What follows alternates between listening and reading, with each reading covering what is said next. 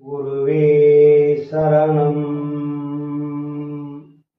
மேன்பர்களே, உங்கள் அனைவருக்கும் வாழ்த்துக்களை தெரிவித்துக் கொள்கிறேன். வாழ்க வளமுடன். அன்பர்களே, நாம் இப்பொழுது சிந்தனைக்கு எடுத்துக் கொண்டிருக்கும் பொருள் செலவு சுருங்க வருவாய் பெருக அப்படின்னு பெரியவர்கள் சொல்லிட்டு இருக்காங்க. உங்களுக்கு கேட்கறதுக்கு ஒரு அதிசயம், என்னங்க செலவு சுருங்க வருவாய் பெருகுன்னா, வருவாய் பெருகணும், சம்பாதிக்கிறதுல பெருகணும். நீங்கள் செலவு சுருங்க வருவாய் பெருகுன்னு சொல்கிறீங்க. செலவு சுருங்க வருவாய் பெருகு அப்படின்னா உங்களுக்கு இது ஒரு வித்தியாசமான தலைப்பாக தான் இருக்கும். நீங்கள் சிந்திச்சு பாருங்கள். இப்போ தொழில் செய்கிறவங்க, வியாபாரம் செய்கிறவங்க விட்டுருங்க. அது பெரும்பாலும் அவங்களுக்கு ஒவ்வொரு நாளைக்கு ஒவ்வொரு விதமான வருமானம் வரலாம். இந்த தினசரி தள்ளு வண்டியில் வியாபாரம் பண்ணுறவங்க இருப்பாங்க, நடப்பாத கடையில் இருப்பாங்க. அதனால் அவங்கள விட்டுருங்க. பெரிய நிர்வாகத்தில் இருக்கிறவங்களை கூட பாருங்கள், விட்டுருங்க. அந்த தள்ளுவண்டிக்காருக்கு ஒரு நாளைக்கு ஒரு நாளைக்கு 500 ரூபா கிடைக்கும், ஒரு நாளைக்கு 1000 ரூபா கிடைக்கும், ஒரு நாளைக்கு 200 ரூபா கிடைக்குன்னு சொல்கிறாங்க. அவங்க வண்டி வாடகை கூட பத்தலைங்க அப்படின்னு சொல்கிறாங்க. அந்த மாதிரி பல விதத்தில் இருக்கும். இது ஒரு கேட்டகரி. ஆனால் பெரும்பாலானவங்க ஏதாவது ஒரு நிறுவனத்தில் சம்பளத்துக்கு இருப்பாங்க. கவர்மெண்ட் வேலையிலையோ, பிரைவேட்டு மால்லையோ, அல்லது ஒரு கம்பெனிலேயோ, மில்லுலேயோ பெரும்பாலானவங்க நம்ம இன்னொருத்தர் கம்பெனியில் வேலை செஞ்சு தான், அதை நீங்கள் கான்ட்ராக்ட் வேலை செய்யலாம், அல்லது மாத சம்பளத்துக்கு செய்யலாம், வார சம்பளத்துக்கு செய்யலாம், மொத்தமாக நீங்கள் கான்ட்ராக்ட் எடுத்து கூட செய்யலாம். ஆனால் ஒவ்வொருத்தருக்கும் என்ன வருமானம் வருதுங்கிறது உங்களுக்கு தான் தெரியும். அது எனக்கு தெரியாது. நீங்கள் சிந்திச்சு பாருங்கள். அப்போ இந்த வருமானம் நமக்கு இவ்வளவு தான் வருதுன்னா, நீங்கள் கணவன் மனைவி ஆனதுக்கப்புறம் குழந்தை குட்டியோட வாழ்கிற போது, கணவன் மனைவியாக இருந்தாலும் சரி, குழந்தை குட்டிங்களாக இருந்தாலும் சரி, நீங்கள் வாழும்போது சிந்திச்சு பாருங்கள். யார் குடும்பம் என்ன பொசிஷன் இருக்குது, குடும்பத்தில் இருக்கிற உறுப்பினர்கள் எத்தனை பேர், நம்மளுடைய நிர்வாக செலவு எவ்வளவுன்னு நீங்கள் கணவன் மனைவி ஒரு தனிமையில் உட்காந்து அமைதியாக, குழந்தைங்களாக இருந்தால் குழந்தைங்க தூங்கினதுக்கப்புறம் டிவியெல்லாம் ஆஃப் பண்ணிவிட்டு சத்தமாக இல்லாத நிசத்தமாக இருக்கிற போது, நிறைய ஜனங்க போயிட்டே இருக்க போகிறாங்க. பகலில் தானே கரண்டெல்லாம் அல்லது வரம்பரை வருவாங்க போவாங்க. உங்களுக்கு ஒரு அரை மணி நேரம் 1 மணி நேரம் சிந்திக்கிறதுக்கு உங்கள் வீட்டில் அமைதியான நேரம் கிடைக்கிறதே கண்டிப்பாக கிடைக்கும். குழந்தைங்களாம் தூங்கிட்டா கூட, அல்லது பள்ளிக்கூடம் போயிட்டா கூட, குழந்தைங்க நீங்கள் வீட்டில் இருக்கும்போது கணவன் மனைவி சிந்திங்க. நமக்கு இன்னும் வருமானம், இந்த வருமானம் மாதம் இருக்கா 2000 3000 எக்ஸ்டன் ஆகாது. இப்போ நீங்கள் சம்பளம் 20,000 வாங்குறீங்கன்னா அடுத்த மாதம் 22,000, அடுத்த மாதம் 23,000, அதுக்கு அடுத்த மாதம் 24,000, மாதம் 1000 ரூபா சேர்த்து போகிறாங்களா? சேர்த்த மாட்டாங்க. வருஷம் ஒருக்காவா, 2 வருஷத்துக்கு ஒருக்காவா, 3 வருஷத்துக்கு ஒருக்காவா கொஞ்சோண்டு இன்க்ரிமெண்ட் போட்டு தருவாங்க. அப்போ பிக்சடாக என்ன, ஒருத்தருக்கு 5னா 5, 25 வாங்குறவர் 25, 50 வாங்குறவர் 55, 1 லேக் வாங்குறவர் 1 லேக், இப்படி ஒவ்வொருத்தருக்கும் அந்த சம்பளம் ஒரு கேட்டகரி இருக்குது.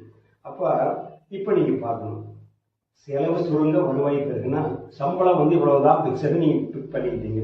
20,000னா 20,000 தான், 50னா 50 தான், 1 லட்சம் 1 லட்சம், இது பிக்ஸ் பண்ணியாச்சு. பிக்சடு தான், இதில் பெரிய மாற்றம் ஒன்றும் வரப்போறதில்லை. அது இன்க்ரிமெண்ட் எப்போச்சும் இருக்கா வர்றது வந்துட்டு போகுது. அதை நம்ம கேர் பண்ணிக்க வேண்டியதில்லை. இன்னைக்கு கரண்ட் டேட்டில் இந்த நிகழ்காலத்தில் நான் வாங்குற சம்பளம் இதுதான், ரைட், ஓகே. அப்போ இதில் சொந்த வீட்டுக்காரங்க கூட்டுருங்க. அது யாரோ ஒரு சிலர் அதிர்ஷ்டவசமாக சொந்த வீடு இருக்கலாம், அல்லது சொந்த வீடு இருந்துமே கூட நீங்கள் தொழிலுக்காக சொந்த வீட்டை விட்டுட்டு பிற மாநிலத்திலேயோ பிற மாவட்டத்திலேயோ நீங்கள் போய் தொழில் சேர்ந்து இருக்கலாம். அங்கே வாடகை கொடுக்க வேண்டியது இருக்கணும். அப்போ நீங்கள் யோசனை பண்ணிப்பாங்க, நம்ம வாடகைக்கு இன்றைய கொடுத்தே ஆகணும். ஏன்னா வீட்டில் குடியிருக்கிறோம், வாடகை கொடுக்காத இருக்க முடியாது. அந்த வாடகைக்கு இவ்வளவு, கரண்ட் பில்லு இவ்வளவு. நான் சொல்கிறது உங்களுக்கு சாதாரணமாக இருக்கணும், ஆனால் இதுதான் வாழ்க்கை, இதுதான் ஆன்மீகம். இது ஆன்மீகமே இதுதான். தன்னை அறிஞ்சு வாழ்றது தான் ஆன்மீகம். அதனால தான் தன்னை அறிய தனக்கு ஒரு கேடு இல்லைன்னு சொல்கிறது. ஆயிரக்கணக்கான விஷயத்துக்கு இதை ஒப்பிட்டு பார்க்கலாம். அதனால தன்னை அறிஞ்சு வாழ்றது ஆன்மீகம். தன்னை அறிய தனக்கு ஒரு கேடு இல்லை, தன்னை அறியாமல் தான் கெடுகின்றார். அதனால தன்னை அறியும் அறிவை அறிந்த பின் ஆனந்தமா வாழ்வோம், ஆனந்த வாழ்க்கை கிடைக்கும். அதனால தன்னை அறிங்க. தன்னை அறிகிறதுனா என்ன? தன்னுடைய சக்தி, தன்னுடைய வருமானம். அப்போ என்னுடைய வருமானம் எவ்வளவு? அப்போ நம்ம அம்மா, கணவன் மணி, அம்மா இந்த மாதிரி நம்மளை பாருமா, நம்ம வருமானம் எவ்வளோ இருக்குதுமா, நம்ம வீட்டு வாடகை இவ்வளோ கொடுத்தாங்கம்மா, கரண்ட் பில்லுக்கு இவ்வளோமா. அப்போ மாதம் இருந்தால் 2 மாதத்துக்கு ஒருக்கா கரண்ட் பில்லு இருந்தால் கூட அதை டிவைட் பண்ணிங்க, 30 நாளைக்கு இருக்கா. அப்போ இந்த மாதம் வாடகைக்கு இவ்வளவு, கரண்ட் பில்லுக்கு இவ்வளவு, நம்ம குழந்தைங்களுடைய ஸ்கூல் ஃபீஸ் இவ்வளவு. அப்போ நம்மளது ஒரு மாதத்துக்கு நம்மளுடைய வீட்டு சாப்பாட்டு செலவு இவ்வளவு. வீட்டு சாப்பாடு செலவுனா நீங்கள் பால் வாங்குறது, டீத்தூள் வாங்குறது, அரிசி பருப்பு வாங்குறது, எண்ணெய் எல்லாம் அந்த வீட்டுக்கு, வீட்டினுடைய உணவு சம்மந்தப்பட்டது. அந்த உணவு சம்மந்தப்பட்டதுக்கு இவ்வளவு ஒரு மாதத்துக்கு, வீட்டு வாடகை இவ்வளவு, கரண்ட் பில் இவ்வளவு. இப்போ நம்ம செல்ஃபோனு மேக்சிமம் 2 செல்போன் இல்லாத ஊரே இல்லை. அந்த செல்போன் பாருங்க, மினிமம் ஒரு செல்போனுக்கு மாதம் 250 ரூபா. அது இன்னும் நெட் கார்டு அதுக்கெல்லாம் நிறையா. ஏன்னா 2 ஜிபி 3 ஜிபி குறையாது வேணுங்கிறவங்களுக்கு 500 போயிடும். 500 600 கிடுக்குன்னு போயிடும். அதனால சாதாரணமாக இருக்கிற ஃபோனுக்கு மாதத்துக்கு 250 ரூபாயிலிருந்து 300 ரூபா பண்ணிட்டாங்க எல்லாமே. 250 ரூபாய் கீழே இல்லை. வெறும் ஃபோனே பேசிகிட்டு இருந்தால் கூட மாதம் 200 250 வாங்குற மாதிரி கொண்டாந்து விட்டாங்க கம்மியாக. அது ஒன்றும் பண்ண முடியாது, நம்ம கையில் இல்லை. அப்போ நீங்கள் யோசனை பண்ணி பாருங்கள். வீட்டு வாடகை, குழந்தைங்களுடைய செலவு, சாப்பாட்டு செலவு, கரண்ட் பில்லு, செல்ஃபோன் பில்லு, நீங்கள் ஓட்டுற வண்டிக்கு பெட்ரோல் செலவு, இது எல்லாம் இப்போ என்ன ஆகி போச்சுன்னா உங்களுக்கு அத்தியாவசியமாக கொண்டாந்து விட்டுட்டாங்க. இது அவசியமா அத்தியாவசியமானு பார்க்கறதே இல்லை. அத்தியாவசிய பொருளோட அத்தியாவசிய பொருளோட இது அவசியமா அத்தியாவசியங்கிறது வாழ்ந்தாகணும். இது அவசியமே இல்லை, ஆனால் அதையும் கொண்டாந்து சேர்த்துட்டாங்க. அப்போ இத்தனையும் சேர்த்துக்கிட்டீங்கன்னா இப்போ இதுக்கு மேலே ஒன்று தான் முக்கியமாக இருக்கு. அந்த காலத்தில் 100 வருஷம் 150 வருஷத்துக்கு முன்னாடி இடுப்பில் ஒரு ஆண் 2-4 முறை வேஷ்டி ஒரு ஆண் கட்டியிருப்பார். துண்டு ஒரு கசம் துண்டு மேலே போட்டுருவார். 2 கசம் இடுப்பில் கட்டுறது வேஷ்டி, ஒரு கசம் மேலே போட்டுறது துண்டு. அவன் பணக்காரன். 150 வருஷத்துக்கு முன்னாடி அவன் பணக்காரன். வெறும் கோமண துணிலேயே இருப்பான். அவன் ஏழை. வெறும் கோமண துணிலேயே இருப்பான். வருஷம் முழுவதும் ஒரே ஒரு 4 முறை வேஷ்டி வச்சுருப்பான். எப்போவாச்சும் ஒரு நாளைக்கு 4 மணி நேரம் 2 கசம், அந்த 2 கசம் வேஷ்டி ஒரு வச்சுருப்பான். ஏதாச்சும் ஒரு விருதுன்னா விசேஷமாக அதை எடுத்து கட்டிக்கிட்டு போவான். அவன் ஏழை. ரெகுலராக வேஷ்டி கட்டி வேலை துண்டு போட்டு கூட நடக்காது. இப்படி இருந்தது ஒரு காலத்தில். அது மட்டும் இருந்தாங்க. இன்னைக்கு அதெல்லாம் நிறைவேறிச்சு. நாம் விரிவாக்கமாக சொல்ல வேண்டியது. அப்போ என்ன ஆகி போச்சுன்னா, அன்னைக்கு பார்த்தீங்கன்னா ஒரு 50 வருஷத்துக்கு முன்னாடி, அதிகபட்சம் 50 வருஷத்துக்கு முன்னாடி வரைக்கும் பார்த்தீங்கன்னா, இந்த வெள்ளையாக தறியில் பஞ்சிலிருந்து நெசு அப்படியே எடுத்து கட்டினதை ஒரு கலராக போட்டு கட்ட ஆரம்பித்தாங்க. கலராக போட்டு கட்ட ஆரம்பிப்பதுனாலனா, இந்த வானவில்லுக்கு பாருங்க 7 கலர், இந்த பச்சை, புழுவு, சிவப்பு, மஞ்சள், கிரீனு, கிரே கலர், இந்த மாதிரி வானவில்லு கலரை பார்த்து கீழே 7 விதமான கலரில் போடுவாங்க.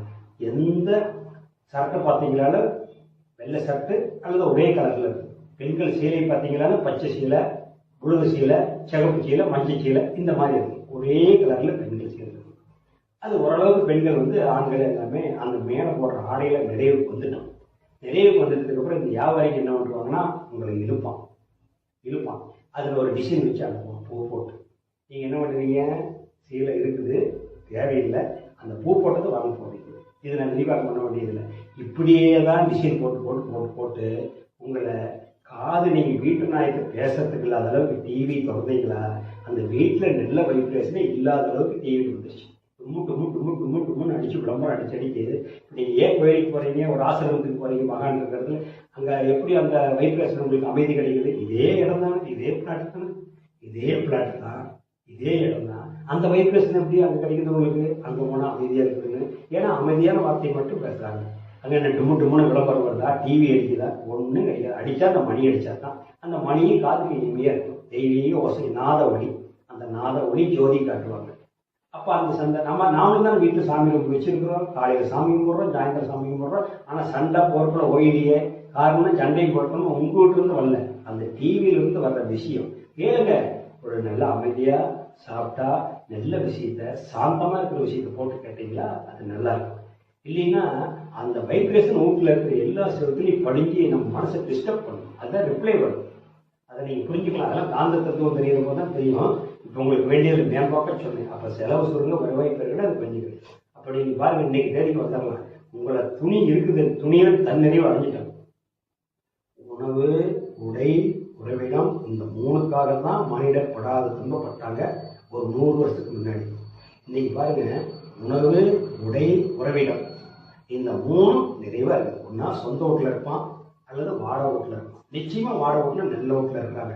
ஒரு 5% 10% அது எப்போ வந்தாலும் அது போயிட்டு இருக்கு. அது ஒன்றும் பண்ண முடியாது. ஏன்னா அவங்க முயற்சியும் பண்ண மாட்டாங்க, அதுக்குண்டான பயிற்சியும் எடுக்க மாட்டாங்க, முயற்சியும் பண்ண மாட்டாங்க. அது ஒரு 5% 10% போயிட்டு அது நிறைய பேர் ஒன்றும் இல்லை. எங்கள் தெருவுடைய நிறைய பேர் அந்த குழந்தைய வச்சுக்கிட்டு அன்னதானம் கேட்க வருவாங்க. ஏமா நல்லா இருக்கிறியா, ஒரு வேலை செய்யறியா, இல்லை வேலை வாங்கிக்கிறதா, அது பக்கத்து கூட வேலைக்கு வீட்டில் ஆள் வேலை கூப்பிட்றாங்க, அங்கே ஓடிடுமா, மாதம் 5000 சம்பளம் தருக்கிறாங்க, வரையும் அதெல்லாம் வேணாங்க, அவங்க ஒத்து வராங்க. 4 வீடு 2 தெரு பணம் மரத்துக்கடியை படுத்துக்கணும், அருமையாக தூங்கிடலாம். யாருக்கு வச்சுனா நேரில் கண்ணில் நான் கேட்டது, அந்த காதில் கேட்டு கண்ணில் பார்த்துட்டு சொல்கிறேன். அப்போ ஒரு 5% 10% இந்த மாதிரி தெரிஞ்சுக்கிட்டு இருக்கிறது என்றைக்கும் ஒன்றும் பண்ண முடியாது. அதிகல அதை விட்டுருங்க, அது போயிட்டு போகுது. நம்ம எல்லாம் அப்படி வாழ முடியாது. கரெக்டாக குடும்பத்தோடு வாழ்றீங்க, சிக்குண்டு போகக்கூடாது, கடங்காரங்க வச்சுக்கக்கூடாதுன்னா அப்போ உங்களுடைய வருவாயை கணக்கு போட்டு பாருங்க. அப்போ இந்த வருஷம் துணி எவ்வளோ எடுக்கலாமா வேண்டாம்? எடுக்கலாம்னா எடுக்கலாம், வேண்டாம்னா வேண்டாம். நீங்கள் கணவன் மனைவி முடிவு எடுக்கிறது தானே. குழந்தைங்க பள்ளிக்கூடம் போது அதுக்கு எடுத்தாகணும், அது யூனிஃபார்ம் எடுத்தாகணும், அது நல்லா இருந்தால் போதும். அப்போ வருஷத்தா குழந்தைங்க பொக்குன்னு போயிருந்தோம்னா அவங்க ஒரு ட்ரெஸ் எடுக்கலாம். கணவன் மனைவி எடுத்துக்கலாமா வேண்டாமா நீங்கள் தான் முடிவு பண்ணிக்கணும். இது நாம் சொல்ல வேண்டியதில்லை. ஏன்னா எதுக்கு சொல்கிறோம்னா, இதை கேட்டுக்கிட்டு இருக்கிற நீங்கள் கண்டிப்பாக உங்கள் பீராவில் பாருங்கள், 50 சீலைக்கு குறையில்லாத குடும்பம் எதுவுமே இருக்காது. பெரும்பாலும் இந்த தமிழ்நாட்டுக்குள்ளே எனக்கு தெரிஞ்சு இந்தியா முழுவதும் உலகம் முழுவதும் பெரிய இருக்குது, எல்லாம் அப்படித்தான் இருக்கிறாங்க. இருந்தாலும் நான் பார்த்த வரைக்கும் சொல்கிறேன், 50 சீலைக்கு. ஏன் அதை சொல்கிறேன்னா, ஒரு ட்ரிப்பு எங்கள் பக்கத்து வீட்டில் அக்கம் பக்கத்து வீட்டுலாம் சீலை நிறையா இருக்குதுங்க அப்படின்னு ஒவ்வொரு வீட்லையும் 20 சீலை எனக்கு கொடுத்தாங்க. 3 வீட்டில் 60 சீலை கொடுத்தாங்க. எங்கள் வீட்டில் இருந்து ஒரு 20 சீலை எடுத்து 80 சீலை எடுத்துக்கிட்டு நான் காரில் வச்சுக்கிட்டு நானே எங்கள் வீட்லேயும் கொண்டு போகிறேன் ஒரு ஆசிரமத்துக்கு. இதில் ஒரு சீலை கூட வேண்டாங்க, பணம் இருந்தால் 5000 கொடுத்து போங்கிறாங்க. 80 சீலை கொண்டு போகிறோமோ ஒரு சீலை கூட வேண்டாங்க, பணம் வேணும், ஒரு 4000 கொடுக்குறது எங்கேயோ கொண்டு போடுங்கிறாங்க. அப்போ அதெல்லாம் என்னென்னா, இந்த இடைக்கு வாங்கிட்டு போகிறவங்க கொண்டு போய் எங்கேயாவது அங்கே போட்டு இடம் இருக்கிற பழைய துணி கிடையாது அங்கே போட்டுறாங்க. அப்போ பாருங்கள், இந்த சீலை வாங்க கூட இன்னைக்கு நாள் இல்லை. அப்படின்னு என்ன, அந்த அளவுக்கு ஒவ்வொருத்தருக்கு மிதமிஞ்சி கிடக்குற துணி.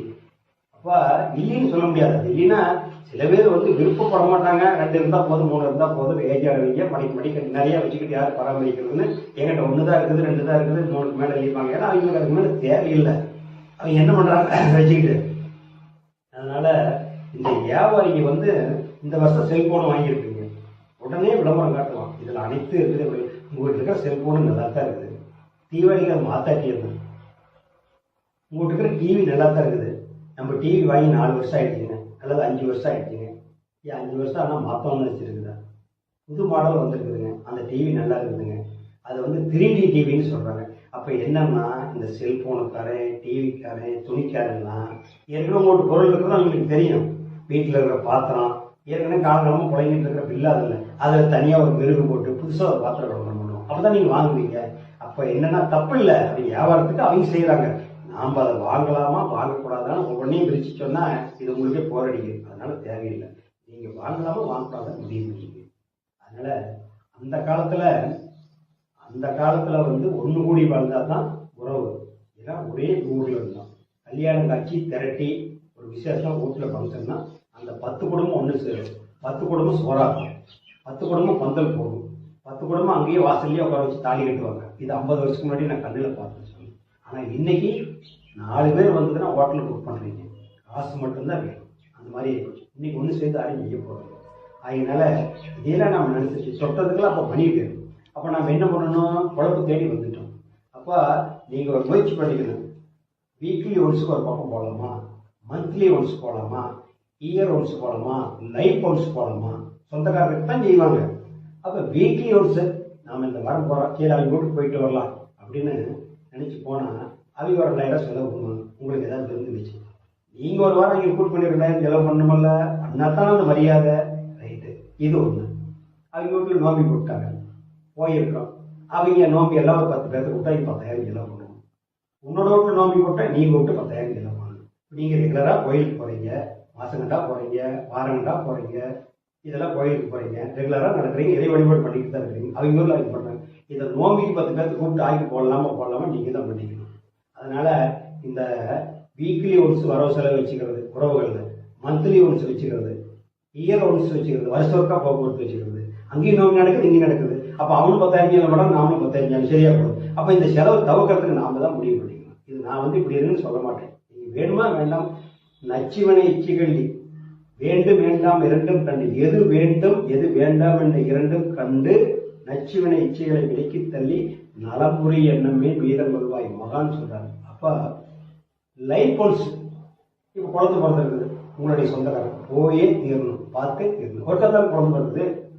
அப்போ அந்த லைஃப் ஒன்ஸ் பொண்ணா இருந்தால் அது ஒரு மெச்சூரிட்டியாக வருது, வயசுக்கு வருது, அது நீங்கள் போய்த்தான் ஆகணும். கல்யாணமா போய்த்தான் ஆகணும். அப்போ பொண்ணா இருந்தால் லைஃப் ஒன்ஸ் அந்த பிறக்க குழந்தைய போய் பார்க்கணும், அதுக்கு ஒரு தெரபிஸ்ட்னா போய் பார்க்கணும், அது கல்யாணத்துக்கு போய் பார்க்கணும். இது வயசு லைஃப்ல ஒன்ஸ் தானே. பையனாக இருந்தால் குழந்தை பிறந்து போய் பார்க்குறீங்க, அவனுக்கு கல்யாணம் பண்ண போய் பார்க்குறீங்க. இது நான் பொதுவாக உங்களுக்கு சொல்கிறேன், நீங்கள் வச்சு பாருங்க. அப்போ இதெல்லாம் நம்ம தவிர்க்க முடியாது. அவங்க ஒரு மாநிலத்திலேருந்து இன்னொரு மாநிலம் போயிருந்தா கூட அந்த நிகழ்ச்சிக்கு நம்ம போய்த்தோம். ஆனால் இங்கே அக்கம் பக்கத்தில் இருந்துக்கிட்டு ரிலாக்ஸாக இருக்கலான்ட்டு நாம் ஒரு மாதம் அவங்க வீட்டில் போய் சாப்பிட்றது, அவங்க ஒரு மாதம் வந்து நம்ம வீட்டில் சாப்பிட்றது, நாம் நோம்பி வந்தால் அவங்க வீட்லையும் நோம்பி வருது, நம்மளுக்கும் நோம்பி வருது. விசாரிச்சுக்கிட்டா போதும், நோம்பி வந்துருச்சா, நல்லா இருக்கிறீங்களா, சந்தோஷம் கொண்டாடுங்க. இங்கேயும் வேலை வெட்டியெல்லாம் தான் இருக்குது, ஏன் 10,000 செலவு பண்ணுறீங்க, உங்களுக்குள்ள நீங்கள் கொண்டாடிடுங்க. அந்த ஊரில் பக்கத்து ஊர் நோம்பி பிள்ளைங்க பொக்குன்னு போயக்கூடாதுக்கா, நம்ம நோம்பி கொண்டாடலாம், கோயிலுக்கு போகலாம், வரலாம் குடும்பத்தோட.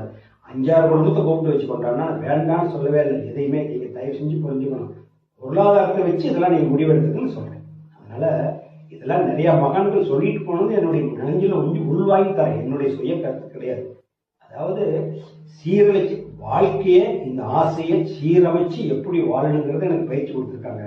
அதை நான் கொஞ்சம் உங்களுக்கு என்னுடைய பழக்க வழக்கத்தில் நான் என்னுடைய தகுந்த மாதிரி விளக்குறேன், அவ்வளோதான். என்னுடைய வருமானம், வருவாய் பெருக செலவு சுருங்க. வருவாய் பெருகுன்னு என்ன, வர்ற வருமானம் நமக்கு பெருகிக்கிட்டு இருக்கணும்னா இந்த செலவு சுருங்குற போது அந்த பணம் ஒரு பக்கம் பேங்கில் பெருகும். நம்மளுடைய வருவாய் வருது, தேவையான செலவு மட்டும் நீங்கள் பண்ணுறீங்க. அப்போ நீங்கள் கடன் வாங்கிட்டு இருக்கிறத முதல்ல கடன் இந்த பண்ணும்போது நீங்கள் வாழ்க்கையை சீரமைக்கும் போது கடனை கொஞ்சம் கொஞ்சமாக கட்டிக்கிறீங்க. இதெல்லாம் தெரிஞ்சதுக்கப்புறம் இனிமேல் நாம் இந்த மாதிரி ஒரு டைம் டேபிள் போட்டு வாழ்னாலும் கணவன் மனைவி முடிவெடுத்துறீங்க. முடிவெடுத்ததுக்கப்புறம் நீங்கள் என்ன பண்ணுறீங்கன்னா, இப்போ வந்து மாதம் மாதம் உங்களுக்கு கொஞ்சம் குறையுது. இந்த முடிவெடுத்து இப்படி வாழலான்னு நினைக்கும் நிறைய பண்டிகை செலவு, தேவையில்லாத வார ஒருக்கா போகிற செலவு, weekly once, monthly once, year once, இந்த மாதிரி வாரம் ஒருக்கா, மாதம் ஒருக்கா, வருஷம் ஒருக்கா தேவையில்லாத டூர் போகிறது வர்றது, அப்புறம் வருஷம் ரெண்டா துணி எடுக்கிறது, இதெல்லாம் நீங்கள் சீரமைச்சு வரும்போது உங்களுக்கு வருஷம் ஒரு 30-40,000 பணம் மிச்சம் வரணும். ஃபோனு நல்லா இருக்குது, ஏன் மாற்றுவானு தேவையில்லை. டிவி நல்லா இருக்குது, ஏன் மாற்றுவானு தேவையில்லை. ஃப்ரிட்ஜ் நல்லா இருக்குது, மாடலுக்காக ஏன் மாற்றுவானு தேவையில்லை. அதனால் நம்ம மாற்றக்கூடாது, முடியலன்னா தான் மாற்றணும். அது சுத்தமாக டெத் லைனுக்கு வந்துருச்சா, இதை உபயோகப்படாது அப்படின்னா தான் மாற்றணும். அன்ன வரைக்கும் வச்சிருக்கணும். மாடலுக்காகவோ அளவுக்காகவோ மாற்றினா எந்த மகான்கள் எவ்வளோ புத்தி சொன்னாலும், எத்தனை கோயிலுக்கு போய் கேட்டுனாலும் நம்ம துன்பம் மாறாது. நம்மளே மாறுற வரைக்கும் மாறவே மாறாது. அதை நீங்கள் ஃபஸ்ட்டு செஞ்சு, அதனால் நீங்கள் யோசனை பண்ணி பார்த்து செய்யுங்க. அதுதான் நமக்கு வந்து ஒரு சந்தோஷம் கொடுக்கும். வேற ஒன்றும் கிடையாது. அப்போ என்னென்னா, பற்றுக்கடை இதெல்லாம் சொல்லுங்க, ஃபஸ்ட்டு வெளியே பற்றுக்கடை கடனை கட்ட ஆரம்பிப்போம். கட்ட ஆரம்பிச்சதுக்கப்புறம் அதெல்லாம் முடிஞ்சதுன்னா அப்புறம் நம்ம பணம் கொஞ்சம் சேவிங்ஸ் ஆகும். இந்த மாதம் வருமானம் கடன்லாம் கட்டியாச்சு, செலவாக ஒரு 2,000 நம்ம அக்கௌண்ட்டில் இருக்குதப்பா, பெரிய சந்தோஷம். ஒரு மாதம் 2,000 வரும். எங்கேயும் சீட் போட்டுறாதீங்க, ஊருக்குள்ளே 6 சீட் போட்டுறாதீங்க. எல்ஐசி கவர்மெண்ட் எல்ஐசி போடுறீங்களா போடுங்க. சீட்டு போடுறது நீங்கள் எப்படி போடணும்னா, இப்போ பேசிக்கிட்டு இருக்கிற நான் அனுபவப்பட்டு உங்களுக்கு சொல்கிறேன். என் வயசில் இது வரைக்கும் நான் சீட்டு போட்டதே கிடையாது. ஊருக்குள்ளே கோயில் சீட்டும் நடத்துவாங்க, அது எல்லாம் சேர்ந்து நடத்துறது எக்காலத்துக்கும் மிஸ்டேக் ஆகாது. அந்த கோயில் சார்பில் 10 பேர் சேர்ந்து நடத்துவாங்க, யாரும் கமிஷன் எடுக்க மாட்டாங்க. அந்த 10 பேர் 1 கோடி நடத்துகிறாங்க, ஆளுக்கு ஒரு மாதம் 7 விட்டு எடுத்துக்கிறாங்க. இது வந்து மிஸ்டேக் ஆகவே ஆகாது. ஆனால் ஊருக்குள்ள அக்கம் பக்கத்துக்காக நான் ஜீட் நடத்துகிறேன், என் ஜீட்டில் நான் கோயில் கொண்டு கொடுத்துட்றேன் அப்படின்னு சொல்லி சில பேர் நடத்துவான். ஒரு சீட்டு பணம் கோயில் கொடுத்துட்றேன், மீதி நடத்துறேன், அந்த மாதிரி ஆளுக்கு போட்டு மாட்டிக்காதீங்க. அவன்லாம் ஒரு நாளைக்கு ஏமாற்றிடுவான். அதனால் காசுப்பட்டு உங்களுடைய காசை பாதுகாப்பு பண்ணி தரது உலகத்தில் யாரும் இல்லை. காசு மிச்சாச்சுன்னா ஒரு எல்ஐசின்னு போடுங்க, கவர்மெண்ட் எல்ஐசின்னு போடுங்க. இல்லை அதுக்கு வட்டி இல்லாட்டி பரவாயில்ல, உங்கள் அக்கௌண்ட்டில் போட்டு வச்சுருங்க. உங்கள் அக்கௌண்ட்டில் போட்டு வச்சுருங்க ஆச்சா. இல்லை உங்களுக்கு பேங்கில் காசு நிறைய நினைக்குதா, நீங்கள் ஒரு 1/2 பவுன் காயின் வாங்கி வைங்க, 1 பவுன் காயின் வாங்கி வைங்க. இப்படிலாம் தான் நான் வாழ்க்கை கடந்து வந்தேன். கையில் காசு இருக்குதா, என்னுடைய காசுக்கு ஒன்று சம்பாதிச்சு தர வேண்டியதில்லை. இன்றைக்கி 1/2 பவுன் வாங்கி வச்சிங்களா, இது வந்து உங்களுக்கு நீங்கள் உங்கள் பசங்க வெளியே வரும்போது அந்த 1/2 பவுன் வந்து இன்றைக்கி இருக்கிறதோட ரேட் எச்சா இருக்கும். அதனால் அப்படி செய்யுங்க. இல்லது நீங்கள் ஒரு 5 லட்ச ரூபா வச்சுருக்கிறீங்களா, கொஞ்சம் கொஞ்சமாக 50,000 சேர்த்து வச்சுருக்கீங்க. ஒரு பவுனில் ஒரு 10 காசு சேர்த்துக்கிறீங்க. இந்த 10 காசு சேர்ந்து போச்சா, அப்பா 10 காசு 5 காசு நீங்கள் 6 பவுனாக வாங்கி ஒரு 10 பவுன் 5 பவுன் சேர்த்துக்கிறீங்க. இப்போ உங்களுக்கு அந்த காசுக்கு தேவையில்லை, குழந்தைங்களா இருக்குது, வெளியே காசு கொடுக்கக்கூடாது, சீட்டு போட்டால் போயிருக்குன்னு தங்க காசு வாங்கி வச்சுருக்கிறீங்க. ஒரு 10-15 காசு சேர்த்து வைக்கிறீங்க, பணம் இருந்தால் செலவாயிருங்க. இந்த 10-15 காசு ஒரு நாளைக்கு விற்று எங்கேயாவது ஒரு 5 லட்ச ரூபா 6 லட்ச ரூபாய் இடம் வாங்கி கொடுத்துருங்க. அந்த 5 லட்சம் 6 லட்ச ரூபா ரேஞ்சுக்கு எங்கே கிடைக்குதோ அங்கே இடம் பாதுகாப்பான இடம், அந்த இடம் வந்து யாரும் சொல்லிடாத இடமா பார்த்து உங்களுக்கு நல்லா கரெக்டாக முறையாக யார் விற்கிறாங்களா பிளாட் போட்டு அது முறையான ஆளுகிட்ட பார்த்து வாங்கி போடுங்க. அது ஒரு 20 வருஷம் கழிச்சு உங்களுக்கு அது 40 லட்சம் 30 லட்சம் கேரண்டியே போகும். அது ஒன்றும் தப்பு இல்லை. இந்த மாதிரிலாம் வாழ்க்கையை சீரமைச்சு வாழ்க்கிறதுக்குங்க. வெளியே தேவையில்லாதவர்கிட்ட சீட்டு போட்டு பிரைவேட் கம்பெனிலேயே அது போட்டு காதில் விளம்பரம் பண்ணுவானுங்க, போட்டு ஏமாந்துடாதீங்க. உங்க காசை காப்பாற்றி கொடுக்கறதுல உலகத்துல யாருமே கிடையாது. எல்ஐசி போடுங்க, கவர்மெண்ட் எல்ஐசி போடுங்க, இல்லைன்னா உங்க அக்கௌண்ட்லேயும் பேங்கில் போட்டு வைங்க, எங்கேயும் போயிடாது. இல்லைன்னா 3வது காசை வாங்கி பேங்கில் தங்க காசை வாங்கி வச்சுக்கணும் பாதுகாப்பா. இந்த 3 தவிர எங்கேயும் காசை வெளியே விட்டு விரை பண்ணி மாட்டிக்காதீங்க. அதனால அந்த மாதிரி சொல்றேன். அதனால என் வாழ்நாளில நான் சீட்டுன்னு வெளியே போட்டதே இல்லை, எங்கேயுமே போட்டதே இல்லை. அதனால கோயிலுக்கு மட்டும்தான் போடுவோம். அது நமக்கு பாதுகாப்பு, ஊர் சனங்க சேர்ந்து நடத்துறது. அதே கோயிலில் வந்து தனியாக ஒரு பக்கத்து விட்டுருக்காருன்னா எடுத்து விட்டுருக்காருன்னா 3வது வீதியிலேயே நான் ஊரில் நடத்துறேங்க, கோயிலுக்கு வருஷம் கண்டா ஒரு சீட் பணத்தை கொடுத்தாரு, மீதி வச்சுக்கிறோமா, 1 கோடி 2 கோடி ஆச்சுன்னா சேர்ந்துக்கிட்டு 2 தூக்கிடுவான். எத்தனை பேர் நான் பார்க்குறேன் டிவியில், வருஷம் கண்டா தீபாவளி கண்டா வந்துகிட்டே தான் இருக்குது. அப்போவுமே கூட நமக்கு என்ன சரியா தெளிவு கிடைக்க மாட்டேங்குது. அதனால நம்ம யாரையும் குறை சொல்ல வேண்டியதில்லை. அவன் படைக்கிறதுக்கு, அவன் காசு சம்பாதிக்கிறதுக்கு ஏதோ ஒரு புத்தி கையாளுவான்.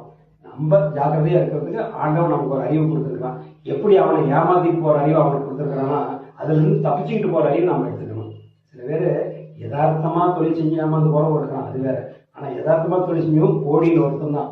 சூழ்ச்சிக்காரன்னா ஆயிரக்கணக்கான பேர் சூழ்ச்சியோட தொழில் செய்யறான். மக்கள்கிட்ட இருக்கிற காசு பிடுங்கி ஏமாத்தி திங்கணும். அதனால அந்த வலையில போய் சிக்கிக்காதீங்க, மாய வலையில சிக்கிக்காதீங்க, மாய வலையில செஞ்சு மாண்டு போகாதீங்க. அதனால இறைவனை நினைங்க, கணவன் மனைவி சிந்தனை பண்ணுங்க, உங்களுடைய வருவாயை பற்றி கணக்கு போடுங்க. அந்த வருவாயை கணக்கு போட்டால் உங்கள் செலவு போக, இப்போ நான் சொன்னதை கேட்டு இந்த மாதத்துலேருந்து நீங்கள் சீரமைச்சு பண்ணி பாருங்க. வருகின்ற 2023 ஜனவரி மாதத்துலேருந்து நீங்கள் வாழ்க்கை சீரமைச்சு பாருங்க. ஒவ்வொரு வருஷம் தேவைப்பட்டால் இந்த பொருள் வாங்கலாம், தேவையில்லாட்டி வாங்க வேண்டாம். அது டிவியோ, செல்போனோ, ஃப்ரிட்ஜோ, துணிமணியோ, வண்டியோ, வாகனமோ, எதுவோ நோமினடி கூப்பிடுறதோ செலவு பண்ணுறதோ எல்லாம் அதில் அடங்கிடும். எது வேண்டும் வேண்டாம்னு நினைங்க. அதனால இன்னைக்கு பணம் மட்டும்தான் வாழ்க்கை, அன்னைக்கு வந்து சனம் மட்டும்தான் வாழ்க்கை. 50 வருஷத்துக்கு முன்னாடி நம்ம தாத்தா காலத்துல எல்லாம் கூடி வாழ்வாங்க. 5 கிலோமீட்டர் தாண்டி போறதுன்னா 2 வருஷம் 3 வருஷம் ஆயிடும். அந்த 5 கிலோமீட்டர் சுற்றுலாம் வருவாங்க. 2 வருஷம் 3 வருஷம் போறதுதான் 5 கிலோமீட்டர். அந்த பக்கமே அது பெரிய ஊரா தெரியும். நான் சொல்றது 50 வருஷத்துக்கு முன்னாடி. இன்னைக்கு அப்படி இல்லை, 5000 கிலோமீட்டர் கடந்து நம்ம வாழ்ந்துட்டு இருக்கோம். ஒருத்தருக்கு ஒருத்தர் 5000 கிலோமீட்டருக்கு அப்புறம் ஒரு உறவு இருக்குது, 1000 கிலோமீட்டருக்கு அப்புறம் ஒரு உறவு இருக்குது, 500 கிலோமீட்டருக்கு அப்புறம் ஒரு உறவு இருக்குது, 50 கிலோமீட்டருக்கு அப்புறம் ஒரு உறவு இருக்குது. இந்த தொடர்புல வாழ்ற போது ஒவ்வொன்றையும் பார்க்க நினைச்சோமா, வாழ்நாள் முழு சம்பாதித்தாலும் பணம் பத்தாது. அதனால நம்ம உண்டு நம்ம வாழ்க்கையை விட்டுன்னு வாழ்வோம், வாழ்க்கையை சீரமைச்சு வாழ்வோம், செம்மையாக வாழ்வோம், சிறப்புடன் வாழ்வோம், மகிழ்ச்சியாக வாழ்வோம் என்று கூறிக்கொண்டு, வெற்றி நிச்சயம். இதெல்லாம் ஆராய்ச்சி பண்ணி சிந்தனை பண்ணி பாருங்க, உங்களுடைய வெற்றி நிச்சயம் என்று கேட்டுக்கொண்டு அன்பர்கள் அனைவருக்கும் வணக்கம். எல்லா உயிர்களும் இன்புற்று வாழ்க, கொல்லா விரதம் குவளையமெல்லாம் ஓங்குக, நல்லோர் நினைவு நாடெங்கும் பரவுக, வள்ளல் பலரடி வாழ்க வாழ்கவே.